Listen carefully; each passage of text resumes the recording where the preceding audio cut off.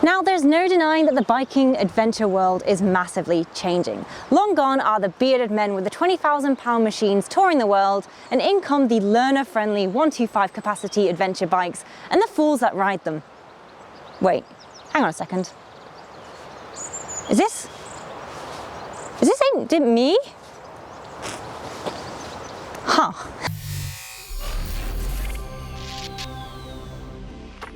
Hi guys, my name is Safi's Rocket and welcome back to the channel. Today we're going to be reviewing the Sinnis Terrain 125. Now, if you haven't heard of Sinnis, you wouldn't be the only one. They're a relatively new manufacturer to the UK market. However, they have been steadily gaining momentum over the last few years thanks to their entry-level friendly bikes. So without further ado, let's jump in. And yes, I know what you're thinking, because I have the same trepidation about new manufacturers entering the market as well. And when it comes to imports, they're very much a Marmite situation. Some people are going to be excited about the prospect of a new brand entering, and some people, they're going to be a little bit cautious, because in a sense, it's like wandering into a swamp. You don't really know what you're going to encounter, and you don't really know if you're going to get back out again. Now, whether you're excited about the prospect of a brand new machine, or if you're a little bit cautious with the unfamiliarity that comes with it, one thing is for certain that we can all agree on: extra competition drives down prices, so it can only ever be a good thing. Now, luckily for me, I get the joy of testing out this new bike without the risk of a bad investment, mainly because I stole it from the Sinnis factory, and I have about 7 days until the police catch up with me. Probably less because it's a 125 and it can't go that fast. When it comes to the Terrain, it is the ultimate anti-cliche machine. In fact, it's absolutely everything you'd never expect in an adventure bike. It comes preloaded with all the possible accessories that you'd need to hit the open road. But more importantly, it's a 125 capacity machine, which means it is accessible for almost anyone. Whether you have a full license or whether you've just passed your CBT, absolutely anyone can go adventuring with this, which is part of the reason why I was just so excited to try it. And in case you haven't put two and two together, this bike is ultimately the best kind of machine for someone who is new to biking, or perhaps even someone who is new to adventure riding. More importantly, because of the size of it, it makes it perfect for brand new riders and also riders who are of a smaller structure. More importantly, there's not really anything like this on the UK market that's available to buy. It's an incredibly cheap, learner-friendly adventure bike, and it's very much a one of its kind. Now, straight off the bat, let's talk about the price of this bike. It's currently selling for £2,899 plus your on-the-road costs, which for a brand new bike is quite a low price. What's really impressive about it is that it's small enough to finance on things like a 0% interest credit card. You can even obtain a bank loan, and of course there's always the dealership finance options available as well. Now, ultimately what this means is that if this works, and if it works well, it will make it the absolute cheapest adventure bike on the market to date. There's nothing quite like it at all. Now, when it comes to the engine of the Sinnis 125, the bike delivers 12.7 brake horsepower and 10.5 Newton meters of torque. We have a single cylinder, 4-stroke, liquid-cooled 125 engine. The fuel delivery is done by an electric fuel injector, and on the left-hand side we have a 6-speed gearbox and also a chain drive. At the front of the bike we have a LED headlight as well as linked brakes, and also at the rear of the bike we do have a hydraulic brake disc as well. Also worth mentioning is that the wheels at the front are 100/80, whereas the ones at the back are 120/80, and both wheels take a 17-inch tubeless tyre. Now, overall, there's nothing particularly wrong with the engine of the Sinnis. It's a 125, and ultimately what you're getting is a 125. It revs fairly freely, and in terms of 0 to 60, it might not be the fastest thing directly off the mark, but it does eventually get there. Something that is worth pointing out is that when you do start to get past that 53 mile an hour and you start to make your way up to the 60s, you can get a little bit over 60 at a push downhill with the wind behind you on a good day. But you do start to see a lot of vibrations coming from the engine, and the engine does start to struggle quite considerably. I think the easiest way to describe it is that I definitely feel like the cartilage in my kneecaps would need replacing if I was to start trying to ride this thing on the motorway.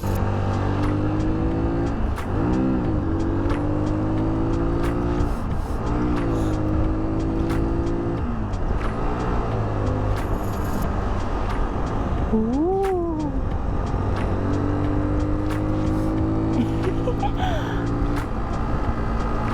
I'll tell you what, it does corner quite well. However, let's be realistic. The people who are riding this bike are unlikely to be hitting those top speeds frequently. When it comes to the Sinnis Terrain 125, I'm personally of the opinion that there's a little bit of a disparity between the amount of power that the engine is outputting and also the weight of the bike. Now, I'm not sure if you guys are aware, but the bike actually weighs 162 kilograms, which is huge for a 125. It's absolutely it's so incredibly heavy. Just to kind of get a little bit of perspective, it's probably about 5-7 kilos lighter than my SV. So it's quite a big bike, and also the height of it isn't what you'd normally expect from a 125 machine. But something worth bearing in mind as well is that this is fully loaded when you get it. Okay, it's 162 kilograms, but we've also got a ton of crash gear on there. We also have luggage on top and all of those ancillary items. And so while it is particularly heavy, you are getting a lot for that weight. And whilst it's unlikely that you're going to be coming first place at any of those traffic light races, you're still getting a lot of bike for your money. Now, something I do want to touch on as well is just the torque down low. I wasn't particularly sold on the amount of power this bike could put out in first gear. And I'll be honest, in some scenarios, I didn't even realize I was in first gear because it felt more like second or third. And that meant that when I was coming up to those scenarios where I needed to pull out at a junction or I was coming up to a roundabout, I didn't feel particularly confident in the bike's ability to give me the acceleration that I needed to confidently and safely pull out when there was a gap available. And quite often, more often than not, to be honest, I found myself revving the bike up to the limiter just to be sure that I was going to get the power I needed in order to just pull out safely.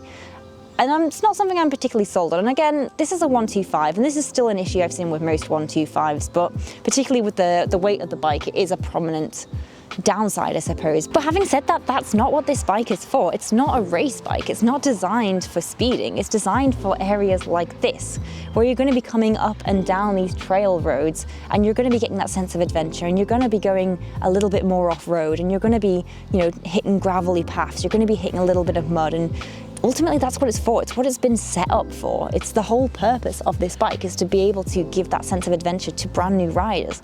And in terms of that, it actually really excels. I actually think the suspension's really good. I don't know if it's because I'm used to my SV. I don't think it's bad at all. Is it a dead end down here? Oh no. Ooh. It actually is. Also, I just need to adjust. Where does that lead to though? Oh dear God, I hope I don't regret this. Oh, okay, let's go for it.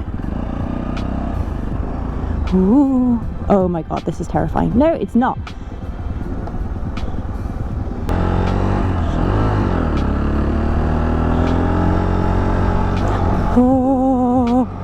Oh my God, okay.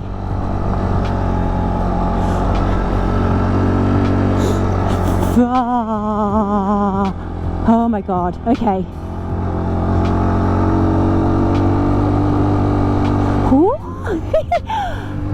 Look at that! Oh, my heart is in my throat. Oh, that actually did really well. It actually did really well. I was a little bit scared that it might not get it or it'd slip on the road. It actually did it really well. I'm a little bit impressed. I'm a little bit impressed. Locals probably aren't, but I am. Now, of course, except for one small area, and I'm just going to point this out, I'm not a fan of linked brakes. I've never been a fan of linked brakes. I think they're the devil's work. I'm pro ABS, and I'll always be pro ABS. I just think it's safer. I just think it's a lot easier. And this does come with a linked braking system. We do have a hydraulic brake disc at the back, and the end result is that I just kind of feel like it's a bit hypocritical to be making an off-road bike and then provide a linked braking system. It doesn't really sit well with me. And for the first couple of days, I was kind of a little bit swayed towards it. I was like, okay, maybe I've judged link braking a little bit too harshly. Maybe I've been a bit tough in my opinions. And then on day 4 or 5, I went to do an emergency stop and I got a little bit of wobble and I was like, no, I'm sticking with my opinion. However, realistically, the vast majority of 125s do have a linked braking system because it's not mandatory legally in the UK for 125s to have ABS. So this is most likely going to be something that you get on the vast majority of bikes, particularly budget bikes. Ooh. Now, I'm fully aware that the entire purpose of this bike is to make riding accessible, particularly to new riders. However, for future models going forward, I think it'd be really cool if Sinnis allowed some upgradable features of the bike when you do order it from new. So having the ability to upgrade the braking system before you purchase the bike so that you can have ABS and maybe you pay a couple of $100 more on top. just so you have that option for people who are willing to spend a little bit more, but you still have that option for the people who just can't afford to spend a little bit more. I think that would be a really cool feature for the company to implement going forward. So the next thing that I do want to touch on as well is the LED headlight at the front. I actually read quite a lot of criticisms about the lighting system before I loaned this bike, and in all honesty, I think it's a little bit misplaced. I think the vast majority of the criticism comes from the fact that people are comparing this bike to a full-on adventure bike, and that's not really what it is. There aren't any low-down auxiliary lights like you would get on an adventure bike, and it is what it is. It's ultimately a budget bike, but what I will say is that for the last 2 years, I've been riding around on a machine that has used bulb headlights, and it's been a nightmare. It's been an absolute nightmare. And so for me, the headlights on this bike were actually an upgrade, and I'm kind of a bit like, you know, why are people criticizing them so heavily? Because I was actually really impressed. But given the fact that I've made a changeover from a bulb light to an LED headlight, it would make sense that I would be impressed. But ultimately, I still stand by the opinion that people are comparing this bike to bikes that aren't necessarily in the same class or competition as it. And they're comparing it to the 600 and the 1200 kind of adventure bikes. And this isn't what it is. It's a 125 adventure bike, and it's a completely different class of its own. You're not going to have a learner rider jump on a 1200 straight away. It's a stepping stone bike. And I think, you know, ultimately the features that come with it are in keeping with what it is. And I was really impressed with the LED headlights. I'm going to go ahead and say that. They are better than my regular bike that I ride, so I don't really know what people are complaining about. Now, in terms of the bike, we have a bike that's 130 centimeters tall and also 270 centimeters wide, which again, going back to my earlier point, this bike is huge. It is absolutely huge. When it was getting wheeled off the truck to my house, I looked at it and I was like, that can't be a 125. It can't be a 125 because it's fairly massive. Now, the seat height of the bike is 800 millimeters, so it's worth keeping that in mind with the inseam of your leg if it is something that you are looking to purchase. But again, in comparison to the other adventure bikes on the market, it's a lot smaller than what you would get elsewhere. So it's still a more accessible bike. The riding position as well is actually really super comfortable, and the seat is just, oh, guys, I absolutely loved the seat. It was fantastic. It's well insulated, it's well padded, and towards the front it's a little bit more narrower and it's a little bit bigger at the back. So it's incredibly comfortable. It's a bit like sitting on a bucket seat. So the next thing that I just want to touch on as well is the sound off the bike. As I mentioned earlier, when it got wheeled off the truck, I was a little bit skeptical about whether it was a 125 or not. However, when you fire it up and you turn it on and you rev it, there is no doubt in your mind that it's a 125. It sounds like a 125, it revs like a 125, and I'm not particularly fond of the sound of 125s, but they are what they are. And it's a little bit frustrating because when you are giving it the beans going down the road, you get a lot of noise, like a lot of noise, but not a lot of power. And it's a bit like all bark, no bites. Okay guys, tunnel test time.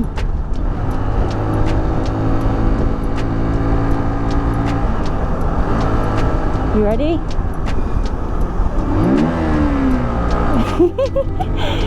Realistically, if I owned this bike, I'd put a baffle in it. So on the Sinnis, there is a Pillie seat as well, and there's also foot pegs for carrying a pillion. However, due to the weight restrictions of the bike, realistically, if you are over 65 kilos or over 70 kilos, you're not really going to be carrying a adult Pillie because of the weight restrictions on the bike. So this might be okay if you have like a small child that you're taking with you or a dog in a basket. There are people who do it, you know, then that's fine.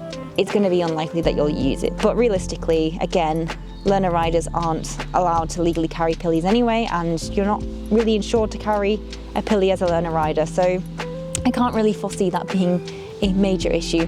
But if you want to carry your eggs home from the market and you want to strap them in at the back, you can be sure that they are cushy and comfortable for bringing home. So the next thing that I'm going to touch on is the luggage on the bike. You may or may not know this, but the luggage actually comes standard. It is included in the price. So for somebody who wanted to start touring and adventuring immediately, that's fantastic. It's such a good deal. And currently it comes with a 30-litre capacity luggage. However, You can opt to upgrade to 60 litres of luggage if you want, but worth bearing in mind that you are still limited by the same bike weight restrictions. However, I'm fairly confident that upgradable 60 litre of luggage will not surpass that weight restriction. Now, realistically, the luggage is a little bit small and you're unlikely to fit a helmet inside. However, what is worth mentioning is the fact that the bike does have grab handles at the back on the Pillies seat, which I absolutely adore. I absolutely adore. And the reason I adore this is because they are perfect for attaching your tent to, they're perfect for attaching your sleeping bag and any other kind of soft items that you wouldn't mind potentially sliding down and hitting your back. It always happens on bikes. But it's really good that it has those. And now for me, I use Velcro Andy straps and they're phenomenal. And I wish I had grab handles on the back of my bike because it would just make the whole process so much easier. But with them on the back of the Sinnis, it's fantastic, it's great. So yeah, the luggage is a little bit on the small side, but you have the ability to add an additional bag or tent or sleeping bag to the Pillies seat because of those grab handles. So all in all, you can really fully load this thing up. As you can see behind me, there is a windshield on the bike as well. Again, this comes standard and included in the price tag, which is brilliant, and it works really well. I really liked it. It kept the wind off me. It was good. I was a lot warmer on the bike. My only downside is the fact that it's non-adjustable, but hey, you know, gift horse face situation. It's great. I love it.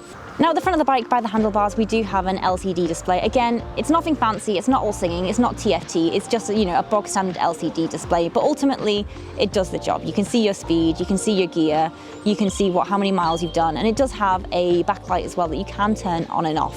And ultimately, you still need to bear in mind the fact that this is a budget adventure bike, so you're not going to be getting all the same kind of luxuries, but you're also not breaking the bank. However, what you do get included with your money is the fact this bike comes with a pre-built-in USB port located at the front of the handlebars, which is just, when you start doing those multi-day treks, it's an absolute godsend. It means you can keep your phone, your GoPro, and also your headset fully charged all the time. If you don't have a USB port currently on your bike, you don't know what you're missing out, but it's one of those features that once you have it, you just simply can't live without. However, part of the reason I feel like maybe they did add the USB port at the front is just the fact that the battery can be a little bit difficult to get to. It does require removing the panel and then unclipping the battery. And when it came to me wiring up my heated gear, I did have to physically take the battery out of the slot in order to get it in and then reposition it back in, clip it back in, and then put that panel back on the side. So it was a little bit finicky. However, having said that, once I managed to do that, the battery itself was pretty good. I've not had any issues hooking up my heated clothing to the bike, which again is just one of those things you really want when you're going to start doing those multi-day treks. Even if you're not planning to ride in the autumn months and winter, having heated clothing in the evenings when the temperatures do start to drop is really, really useful, especially when you do end up in a scenario where you do need to ride a little bit longer because you haven't quite hit the target of where you're going to sleep that evening, or maybe you're about to miss the boat in Ireland and you need to get back to the coast. It's definitely a handy one to have. And the position of the battery as well, I actually found a lot easier for hooking up my heated clothing because it was located on the left-hand side. It meant that the wire was hanging down the left-hand side as well. And of course, guys, no bike review would be complete without talking about the looks of the bike. And this is something that I think the Sinnis does particularly well. I really like the design of it. It just looks phenomenal. And I think it's just a stunning bike visually. The fact that it comes pre-built with the luggage and the crash bars, it just looks like an amazing adventure bike. And I'd be really happy to go around and take photographs on this and do my filming on it. I think Sinnis has done a really incredible job in the design of this bike. It looks fantastic. It is the full-on adventure bike look and the full-on adventure bike experience. And all in all, the bike is affordable in so many different ways. It's cheap to buy up front, it's cheap to insure, and when it comes to the running costs of the bike as well, they are at a lower price point. And so if it's the case that you are a younger rider who has less disposable income, or even if it's the case that you're somebody who has a job that doesn't particularly pay well, you're going to get a lot more out of a bike like the Sinnis Terrain 125. So there we have it. That is my review of the Sinnis Terrain 125. Now, if there's other bikes that you guys would like me to review, don't be shy, drop a comment down below. In the meantime, don't forget to hit subscribe, ride safe, stay crazy, and I'll see you next week. My name's Safi Sprocket, signing off. Note to self, when you are doing a bike review, don't run over your glasses. Oh no. Oh no. Oh no, no, no, no, no. Do you think I can ride home like this? What have I I done? Oh no, oh no, oh